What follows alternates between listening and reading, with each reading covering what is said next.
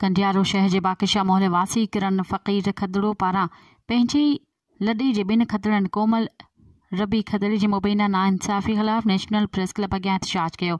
इन मौक़े ते करण फ़क़ीर जो चवणु हो त 15 सालनि खां कंडियारो में रहंदड़ आहे। हाणे 2 खदड़ा कोमल ऐं रबी मुंहिंजे पोयां पइजी विया आहिनि ऐं उहे हिकु बासड़ सां मिली करे मूंखे हिरासां कराए रहिया आहिनि। ज़बरदस्ती मूंखे शहर मां निकाली ॾियण जूं धमकियूं ॾेई रहिया आहिनि।